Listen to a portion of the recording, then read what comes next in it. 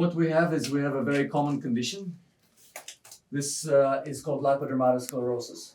But the studies show that there is no problem with the lymphatic and veins or arteries.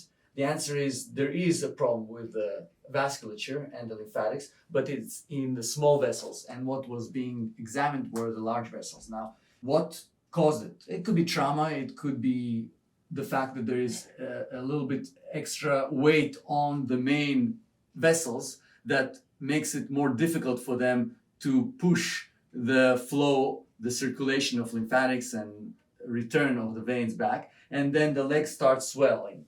In areas where there is more trauma, it starts becoming a red patch.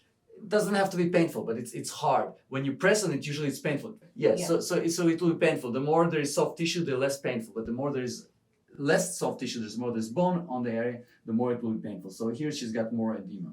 What goes on over there is difficulty with the blood vessels. Why does it happen? Why does it leak into the skin and become edematous? You can almost call it like poudre orange, the peel of an orange in French, is because the concentration of protein inside the vessels and the integrity of the vessel walls is compromised.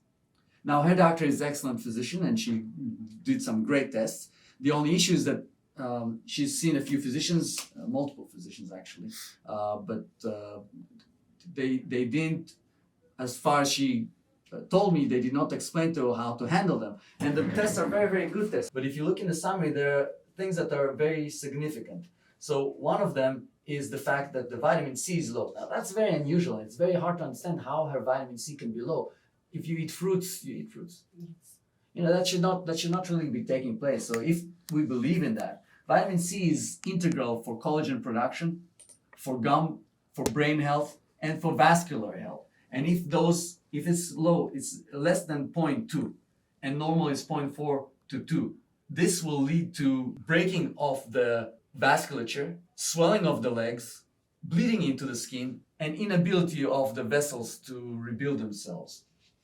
Another thing is, very common, is low vitamin D, which is important for the immune system, for the vasculature. Another thing is iron. Her iron is also low. So it could be because the vasculature is not, integrity is not very good, and the iron is being lost from the vessels, leaking out, like we said. The red blood cells are leaking out and there's not sufficient iron to supplement it. But then what will happen is the hemoglobin will be low. Well, her hemoglobin is not low, but the iron stores are low. So it's possible that she is producing more red blood cells and using up her iron. So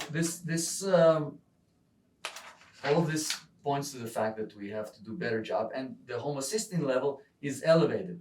And homocysteine level and hemoglobin A1C, it's also elevated, 6.1.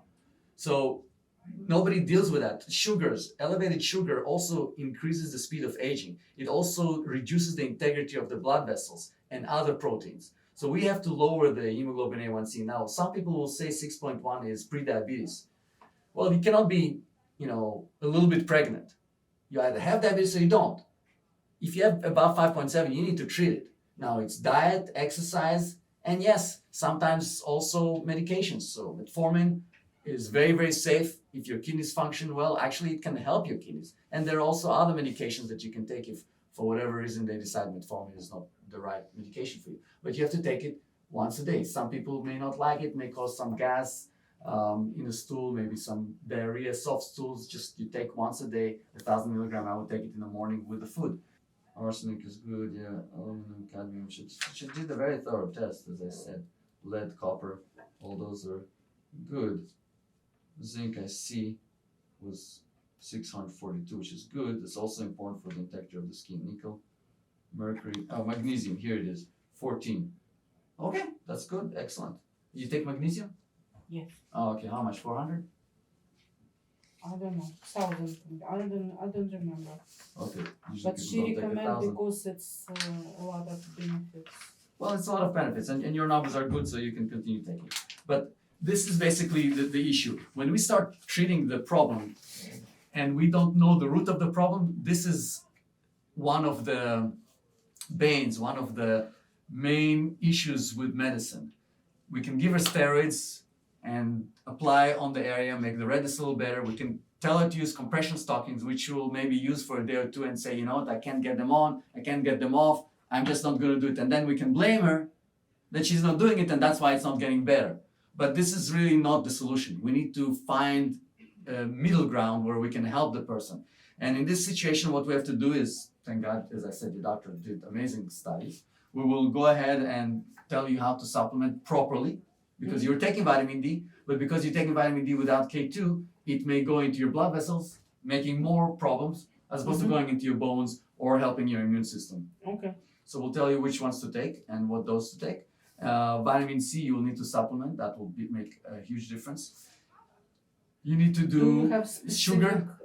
We will recommend everything. We need to do a specific massage on the legs. It's called lymphodrainage. Okay.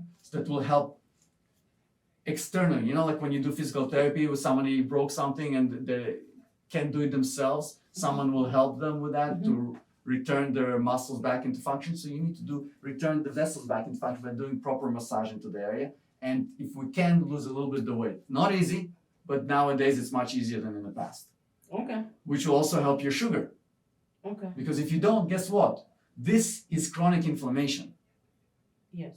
And chronic inflammation with time can lead to cancer and a lot of other diseases.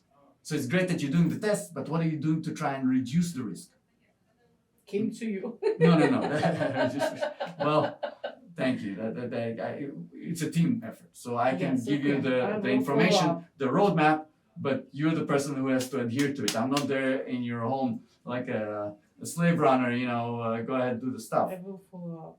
Yes, you'll follow the advice. Thank you. With your primary care and with all the supplements, and you will solve a lot of other problems. The skin is a mirror to what's going on inside, and because your doctor was good and did all the inside studies, together we will, with your help and adhering to the plan, can not only help with this problem but help prevent future other problems and help you overall.